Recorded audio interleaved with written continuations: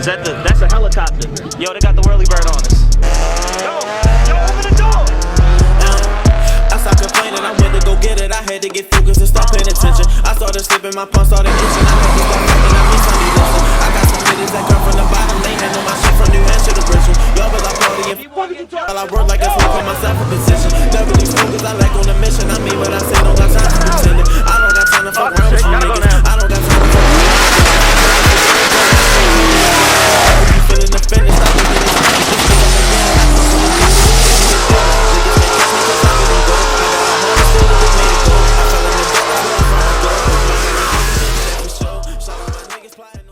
What's up, guys? It's your boy Mr. Rockoff Johnson here with another video, and as you can see, we getting busy with the Evo MR today. First of all, how you doing, my boy? Tired, stressed out, bro.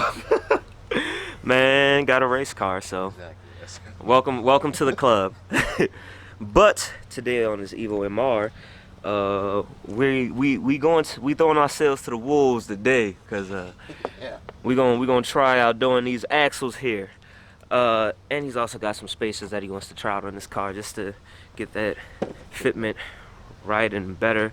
But of course, like I said, in case I haven't said it yet, actually, it's my boy Alex. Instagram should be popping up now. This of course is his 2010 Evo MR. Of course, if you do not know what an Evo MR is, it's an automatic Evo, come with a dual clutch from the factory, which of course is just honestly mind-blowing and insane. But thank you, Mitsubishi. If only you were still as cool as you were in 2010. Crossovers. You don't need crossovers no more. No, we don't. We have enough crossovers, Mitsubishi. But nevertheless, we about to go ahead and jump into this. But before we do it, however long this video is, let's go ahead and just think positive. Let's whatever's on your mind, whatever's stressing you out right now, let's go ahead and cast it aside and let's have some fun, even if we're having fun or not doing this.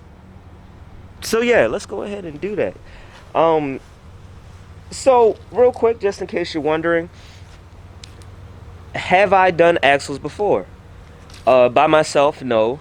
When I was working at a shop, I helped out one of the other shop workers when he was doing the axle job, like moving around some stuff. But like so far as like actually doing the axles, I haven't actually tackled axles by myself before. Neither has he. But I mean, it's pretty self-explanatory, especially once you've been working on cars enough and everything. It's just a matter of if we're gonna have the tools to get everything done, which he has faith that we should be able to do it. So I got faith, and if all else fails, then this video will be a very informative video on how to go to a shop when you don't know what you're doing, how to quit, and then go, all right, let's put the car back together because we gotta take this to a shop. But nevertheless, we're gonna try it. Nothing wrong with trying. Trial and error is life. So of course we're gonna go ahead and do it. Either way, we're gonna make sure that the car is safe by the end of the day. All right, that's the bottom line. But yeah, we're gonna go ahead and get right to it and start to jack up the car. All right, so fun fact, we were just about to jack up the car, but before we did, I just wanted to look at it and just like, you know, do the boring stuff that we don't show on camera, like actually talk about how we're gonna do this. But you mind pointing at it while I'm holding it? Oh no, you can, I can hold it, but you just point at what's actually messed up on your. The boot ripped, grease fell out, so the bearings obviously need grease to move around. Mm-hmm. The bearings got destroyed, so yeah. It's crossover drives, but the clunky noises. When you hear those, you might want to check these out. Yeah, you gotta switch axles when you hear that. But are these already pre-greased? Yep. Yeah. Yeah, there ain't no way to do it after. Yeah. I figure if I get place the one, might as well get the other one just to be safe. That makes sense. And these aren't like they're aftermarket, but I don't know if they're necessarily like, these axles are rated for 800 horsepower kind of aftermarket. I think they're just aftermarket as in they're aftermarket. Yeah. They're not of Not OEM. crazy. They're not Mitsubishi axles. But this is the driver's side, and of course that's the passenger side. But yeah, while we were talking about it, we just wanted to figure we go ahead and let y'all know why we're changing them, since they're not like any kind of high rated axles or anything like that. But yeah, okay, now we gonna get to what I yeah. Alright guys, so change of plans. Whoever took down these wheels last really went ham on the gun, so we can't get it loose, so we about to just go to the shop real quick and see if they can just loosen up the wheels for us. But I'm sitting in the Evo MR. We about to, y'all see that? Oh my gosh. Oh man, it's been a while since I've been inside of an Evo. I've never been to Evo MR, so this is about to be interesting. I like these seats, man. They really hug you. They hold you in. Yeah, they do, huh? Got me thinking. Do you leave it in auto, or do you actually use the? Yeah, I use it. Oh, this is weird. So it's like, because you see in my car, to upshift, you hit it up, and a downshift you hit it down.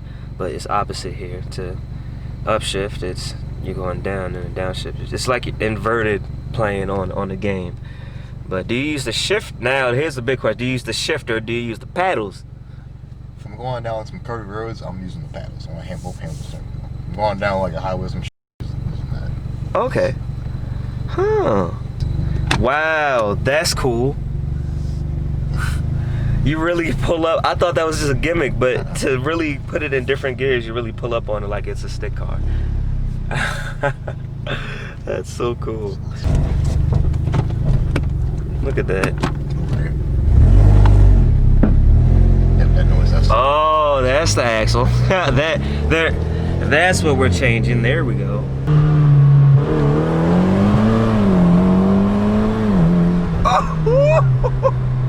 All right. It's been a long time since I've been in a fast all-wheel drive car, man.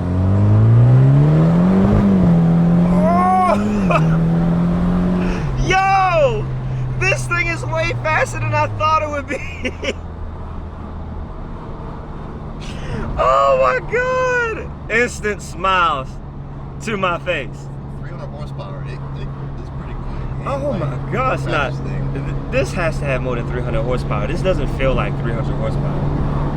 I'm being honest with you. It don't feel like 300. Somebody capping. Somebody's lying. All right, guys, as you saw real fast, we just took the car to I think it was like, what was it, Midas or something like that, and they just loosened up the bolts for us. So now we got them off. And over here, we're just getting everything that we need together. But he said from what he looked up, you just gotta take off these two bolts here. And he did say something about actually marking these, because these are your camber and caster bolts, evidently on these cars. And the only thing that will be really holding on the axle after that will just be, well, keeping us from getting to the axle will just be this bolt right here. He did also make a point, and which is something I was going to do anyway, that we were going to take the jack and put it under here once we loosen up the bolts, just so that we don't snap any lines here. This is actually a hard line versus it being like just like a flimsy little brake line and everything. So just making sure we don't break any of these or anything like that. Or if you're doing this at home, make sure you put something under here to hold it once you loosen up the bolts and before you take them out, because you don't want that to just drop down and just snap all that. Then you got a whole nother big Brembo brake problem to deal with. But to start off, these bolts right here are a 19, and that one that's for the middle is a 1 1/4. So just to make sure we can at least get this bolt off, we're gonna start off by just like hitting that one time and just seeing that, you know, we can loosen it and everything like that. And then we're gonna go ahead and get to everything else, and then I'm gonna see you guys in a little bit after we do that. All right, we just hit it with some WD-40, but in the meantime, what he wants to do, I've never even noticed this, but in the Evo hoods, you have this little like plastic guard there, where, as you can see, it's letting some of the heat out, but because of that plastic guard that's right under there, you're not really getting everything, and it's actually not all one piece. So he'll probably be able to take this off. So that's what he's doing right now, just taking off that side and gonna take off this one to see if you can fully separate them, because if you can, that's exactly what he's gonna do, so he can, of course, utilize him having vents on his hood. There you go, evil guys. Looks like you move this piece in the middle. That just fell, sorry. I'm gonna get that in a second. You take this off, and boom. It's up, hold on. Boom. Now it's all function and no form. Well, it formed too now, but mostly function. Alright guys, so those that already know how to do axles and everything, you're probably laughing at us and probably are like, huh, already knew. But of course we had to find out, and this just goes into what I said earlier, but we just looked it up after trying, and you definitely need an impact gun. Happy we tried that before we actually took off the other bolts and everything, which is why we were just trying it to see if we could loosen it up and everything like that. So it looks like, unfortunately, Alex, you might gotta get to a shop. Yeah, this ain't something we can just tackle back here. Which, you know, that happens, but you know, I like to show you guys realness. But so I guess instead we're gonna go ahead and put the spacers on the car. Are we doing the fronts and rears? Because we loosened up, here's the funny part, because we were worried about the fronts.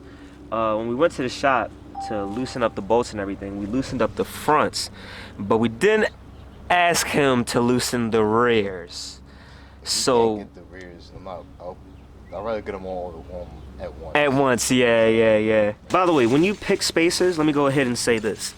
Because I guess this will be a spacer video now. No, I'm just joking. This is just working on the Evo MR or whatever. But when you order spacers, or when you get spacers, this is for no matter what car you own or anything like that. This is literally just free game for y'all that run spacers and everything like that. You want to make sure the spacer actually sits on the hub. Right, as you can see, it sits flush with the hub. It doesn't slide or move or anything like that. You should not have any room in the hub here for the spacer to really move. The only reason why this moves like that is because it's just spinning, because the bolts aren't in there yet. And then from there, of course, we're just gonna take this, throw it on here, and then that'll tighten that whole thing down and whatnot, of course. And then after that, we can, he's just breaking the legs in the back. But we can go ahead and throw the wheel on and then check the actual fitment and everything.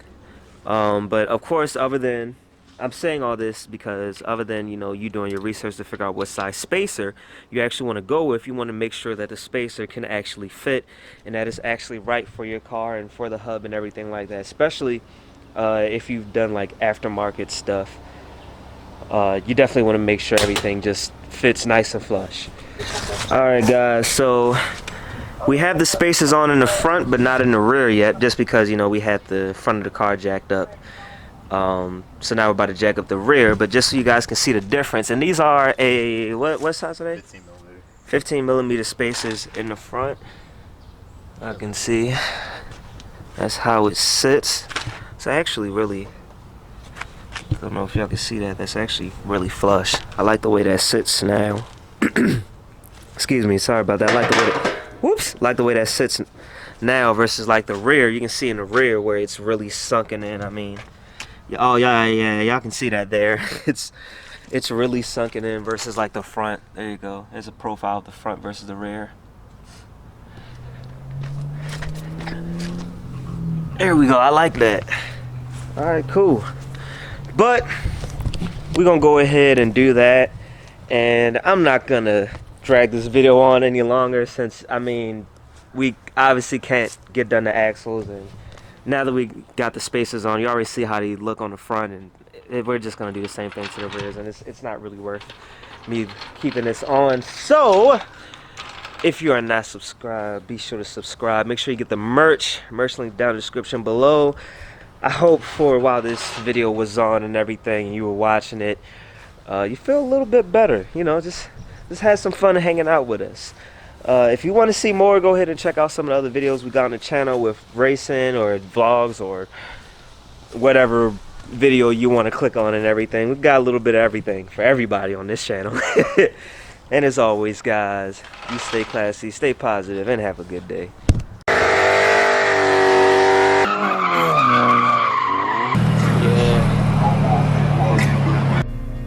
What is a car enthusiast? An individual that loves anything to do with cars and its counterparts, and one who can talk for hours about cars and not get tired of it.